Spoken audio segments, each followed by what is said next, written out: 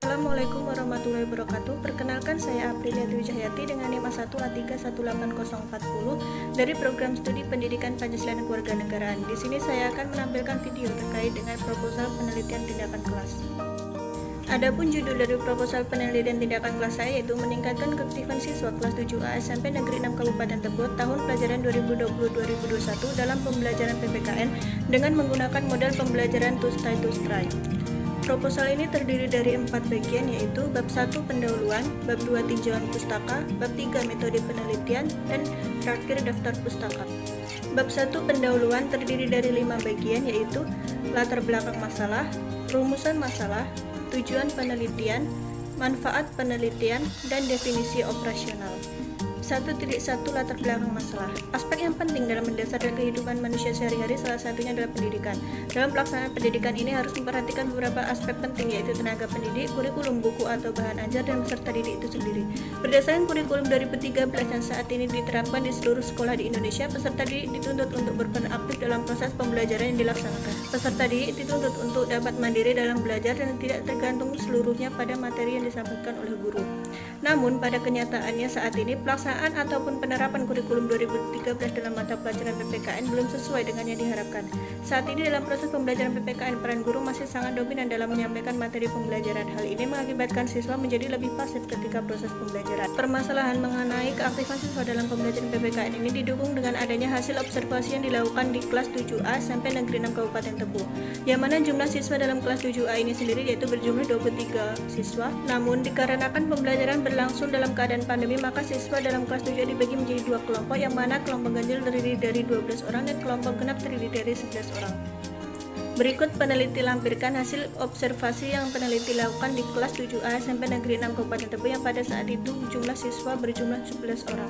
Dari tabel tersebut dapat diketahui bahwa tingkat keaktifan siswa pada saat pembelajaran PKN di kelas masih tergolong rendah, yaitu hanya sebesar 42,43%. Hal ini tentunya perlu untuk segera dibenahi oleh guru.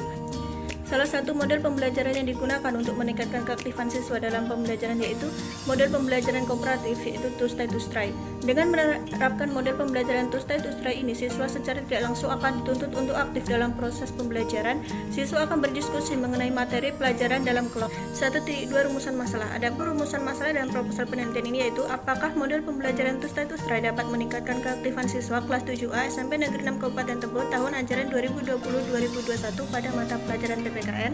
1.3 Tujuan penelitian. Adapun tujuan penelitiannya yaitu untuk mengetahui adakah peningkatan keaktifan siswa kelas 7A sampai Negeri 6 Kabupaten Tebo tahun ajaran 2020-2021 pada mata pelajaran PPKN apabila proses pembelajaran menggunakan model pembelajaran to study to try. 1.4 Manfaat penelitian. Yang pertama, bagi siswa dapat memberikan suasana dan pengalaman baru kepada siswa dalam proses pembelajaran sehingga dapat menghilangkan rasa bosan dan jenuh siswa pada saat proses pembelajaran PPKN. Selain itu, dalam pembelajaran siswa akan lebih berperan aktif dan partisipasi aktif dalam proses pembelajaran. Yang kedua, bagi guru dapat memberikan pengetahuan atau wawasan bagi guru terkait dengan penerapan model pembelajaran to study to try ini dalam upaya untuk meningkatkan keaktifan siswa atau peserta didik dalam proses pembelajaran. Yang ketiga, bagi sekolah, dengan dilakukannya penelitian ini memberikan manfaat bagi sekolah yaitu untuk dapat meningkatkan kualitas proses pembelajaran yang ada di sekolah itu sendiri. Yang keempat, bagi peneliti, diharapkan dengan adanya penelitian ini maka akan memberikan pemahaman yang lebih mendalam terkait dengan meningkatkan keaktifan siswa dalam pembelajaran PPKN dengan menggunakan model pembelajaran to study to try. Selain itu, diharapkan dengan adanya penelitian ini dapat dijadikan sebagai referensi untuk kelak peneliti melakukan penelitian yang serupa. 1.5 Definisi operasional. Yang pertama, keaktifan siswa. Nana Sujana menjelaskan bahwa keaktifan siswa dapat dilihat dari keikutsertaan siswa dalam melaksanakan tugas belajarnya, terlibat dalam memecahkan masalah, bertanya kepada siswa lain atau guru apabila tidak memahami persoalan yang dihadapi, berusaha mencari berbagai informasi yang diperlukan untuk memecahkan masalah, melatih diri dalam memecahkan masalah atau soal, serta dapat menilai kemampuan diri sendiri dan hasil yang diperoleh. Kedua, model pembelajaran kooperatif.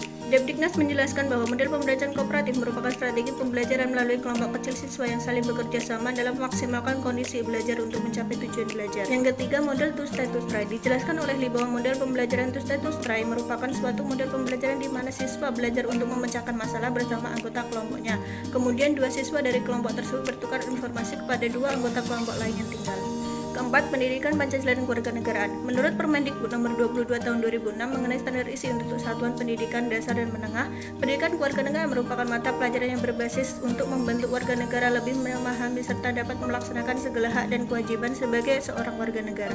Bab 2 tinjauan pustaka terdiri dari 7 bagian, yaitu keaktifan siswa, model pembelajaran status strike, pembelajaran PPKN, pengaruh model pembelajaran status strike dengan keaktifan siswa, hasil penelitiannya relevan, kerangka berpikir, dan hipotesis tindak.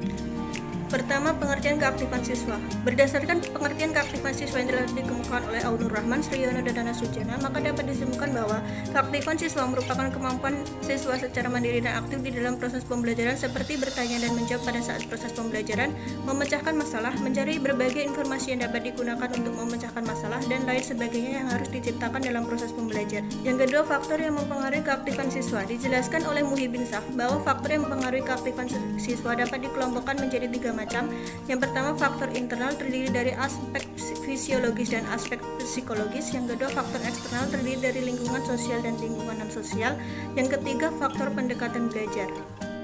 Indikator keaktifan siswa yaitu 1. Terus serta dalam melaksanakan tugas belajarnya, 2. Terlihat dalam pemecahan masalah, 3. Bertanya pada siswa lain atau guru apabila tidak memahami persoalan yang dihadapi, 4. Berusaha mencari berbagai informasi yang diperlukan untuk memecahkan masalah, 5. Melakukan diskusi kelompok sesuai dengan petunjuk guru, 6. Melatih diri dalam memecahkan persoalan masalah atau soal, 7. Menilai kemampuan dirinya dan hasil yang diperoleh, 8. Kesempatan menggunakan atau menerapkan apa yang telah diperoleh dan menyelesaikan tugas atau persoalan yang dihadapi. Selanjutnya, cara pengukuran keaktifan siswa dalam pembelajaran dapat dilakukan dengan 2 cara, yaitu pertama, pengamatan oleh guru, yang kedua melalui angket. Adapun hal-hal yang harus dinilai dalam angket, yang pertama pemecahan masalah, yang kedua kerjasama, yang ketiga mengemukakan gagasan, dan yang keempat yaitu perhatian. Selanjutnya, pengertian model pembelajaran status try. Berdasarkan pengertian model pembelajaran status try yang telah disampaikan oleh Lee, Ika Berdiati, dan Huda, maka dapat disimpulkan bahwa model pembelajaran status try merupakan salah satu bentuk dari model pembelajaran kooperatif, yang mana model ini melatih siswa untuk bekerja sama dan berdiskusi dalam kelompok. Selain itu, model pembelajaran status try ini memberikan kesempatan kepada siswa untuk saling bertukar informasi kepada kelompok lain. Model pembelajaran status try ini apabila diterapkan akan memberikan kesan yang menyenangkan, menantang, dan mewajibkan siswa untuk saling bertukar informasi dengan kelompok atau teman lainnya. Selanjutnya, tujuan, kelebihan, dan kekurangan model pembelajaran status try. Adapun tujuan model pembelajaran status try ini yaitu untuk mengarahkan siswa agar menjadi aktif, baik itu ketika siswa berdiskusi, melakukan tanya jawab, mencari jawaban, menjelaskan, serta menyimak dengan baik materi yang disampaikan oleh teman. Selanjutnya, kelebihan model pembelajaran status try. Yang pertama, memberikan kesempatan terhadap siswa untuk menentukan konsep sendiri dengan cara memecahkan masalah, dapat diterapkan pada semua kelas atau tingkatan dan semua mata pelajaran, memberikan kesempatan kepada siswa untuk menciptakan kreativitas dalam melakukan komunikasi dengan teman sekelompoknya, kecenderungan belajar siswa menjadi lebih bermakna, lebih berorientasi pada keaktifan, diharapkan siswa akan berani mengungkapkan pendapatnya, siswa dapat meningkatkan kemampuan berpikir kritis, menambahkan kekompakan dan rasa percaya diri siswa, kemampuan berbicara siswa dapat ditingkatkan, dan membantu meningkatkan minat dan prestasi belajar. Sedangkan kekurangan model pembelajaran status try ini yaitu membutuhkan waktu yang lama, siswa yang tidak terbiasa belajar kelompok akan merasa asing dan sulit untuk bekerja sama sehingga siswa cenderung tidak mau belajar di dalam kelompok.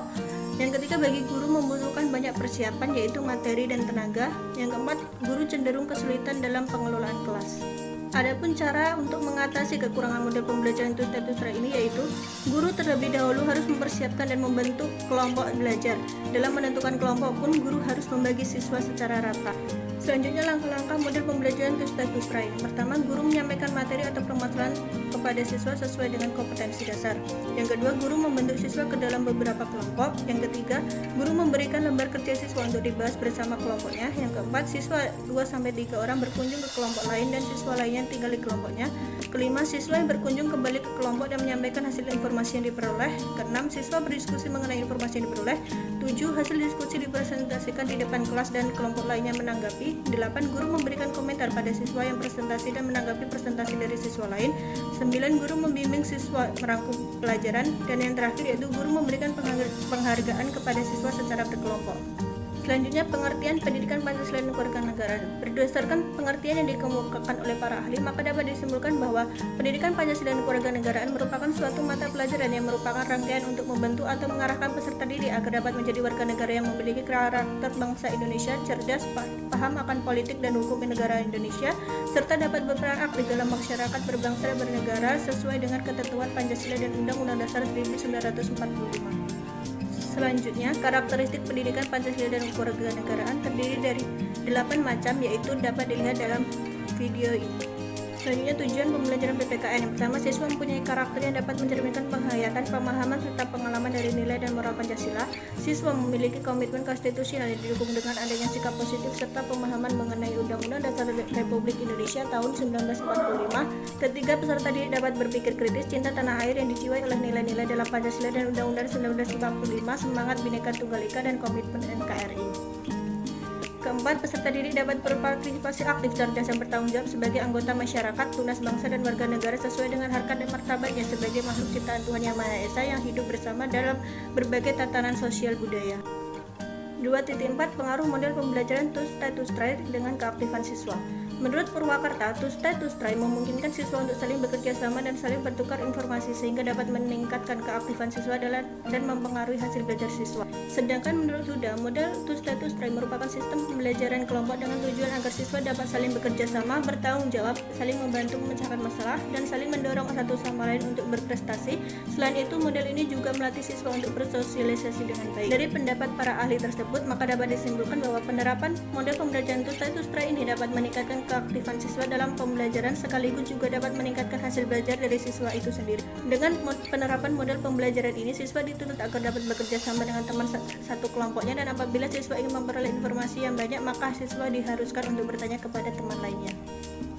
2.5 Hasil penelitian yang relevan. Yang pertama, penelitian yang dilakukan oleh Tegar Pradianta dengan judul penelitian penerapan strategi pembelajaran Tustai-Tustrai bervariasi sebagai upaya meningkatkan keaktifan dalam proses pembelajaran pendidikan kewarganegaraan materi demokrasi di Indonesia pada siswa kelas 9A SMP Pancasila 5 Wonogiri tahun pelajaran 2011-2012. Yang kedua, penelitian dilakukan oleh Ida Pramuwasti dengan judul penerapan model pembelajaran kooperatif teknik Tustai-Tustrai sebagai upaya untuk meningkatkan keterampilan berdiskusi siswa kelas 9A SMP Negeri 1 Getasan Kabupaten Semarang tahun ajaran 2009-2010. Yang ketiga, penelitian dilakukan oleh Dada Suhaida dan Nur Fitri Jayanti dengan judul penelitian penerapan metode kooperatif Tustai-Tustrai pada pembelajaran PKN untuk meningkatkan keaktifan siswa. 2.6 Kerangka berpikir. Dalam proposal penelitian ini dilakukan melalui 3 siklus, yaitu siklus 1, siklus 2, dan siklus 3. Untuk lebih jelasnya dapat dilihat dalam kerangka berpikir sebagai berikut. 2.7 Hipotesis tindakan. Adapun hipotesis dalam proposal penelitian ini yaitu jika model pembelajaran Tustai-Tustrai ini diterapkan dalam mata pelajaran PPKN, maka keaktifan siswa kelas 7A SMP Negeri 6 Kabupaten Tebo tahun ajaran 2020-2021 akan mengalami peningkatan.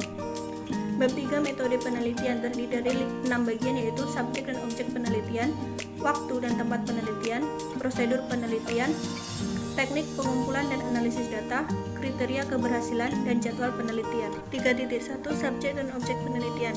Untuk subjek penelitian ini yaitu siswa kelas 7 SMP Negeri 6 Kabupaten Tebo tahun pelajaran 2020-2021 yang berjumlah 23 orang.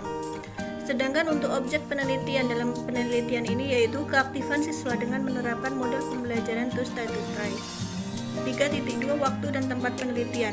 Waktu yang dibutuhkan dalam penelitian ini adalah selama 4 bulan, mulai dari tahap persiapan pada bulan April 2021 sampai dengan tahap pengiriman laporan akhir pada bulan Juli 2021. Sedangkan untuk tempat penelitian ini dilaksanakan di SMP Negeri 6 Kabupaten Tebo, tepatnya di kelas 7A. 3.3 Prosedur penelitian. Prosedur dalam penelitian ini didesain untuk 3 siklus, di mana pada tiap siklus dilaksanakan dalam 3 kali tatap muka.